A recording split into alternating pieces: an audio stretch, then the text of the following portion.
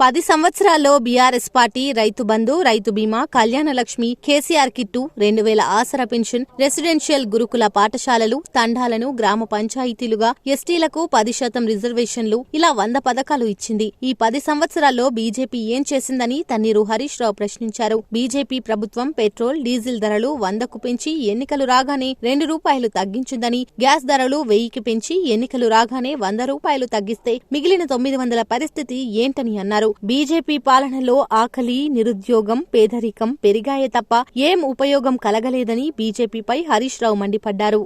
10 ఏళ్ల బీఆర్ఎస్ ఏమిచ్చిందయ్యా అంటే రైతు బంధు ఇచ్చింది, రైతు బీమా ఇచ్చింది, కళ్యాణ లక్ష్మి ఇచ్చింది, కేసీఆర్ కిట్ ఇచ్చింది, 2000 ఆసరా పెన్షన్ ఇచ్చింది, మా పిల్లలకు రెసిడెన్షియల్ గురుకుల పాఠశాలలు పెట్టింది, తండాలు గ్రామ పంచాయతీలు చేసింది, మా ఎస్టీలకు 10% రిజర్వేషన్ ఇచ్చింది అని 100 పథకాలు మీరు చెప్పగలుగుతారు. మరి బీజేపీ ఏం చేసిందో చెప్పగలుగుతారా? కొన్ని పనులు అయితే చేసిండు.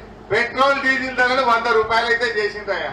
₹100 చేసిండు. ఎలక్షన్ వచ్చిందంటే ₹2 తెచ్చిండు. గ్యాస్ సిలిండర్ ధర 350కి ₹1000 చేసిండు. ఎలక్షన్ వచ్చిందంటే ₹100 తెచ్చిండు. మన చెవులలో పూలు పెడుతున్నారు. ₹1000 వేస్తుంది, ₹100 తీస్తుంది. మరి 900 ఎవడు కట్టాలి? పాల మీద, పెరుగు మీద, గోధుమ పిండి మీద, పప్పుల మీద జీఎస్టీ వేసి ఇలా ధరలు పెంచింది బీజేపీ కాదు. అరే ఆకలి పెరిగింది, నిరుద్యోగం పెరిగింది, పేదరికం పెరిగింది. ఇది తప్ప మీరేం చేసిండ్రు?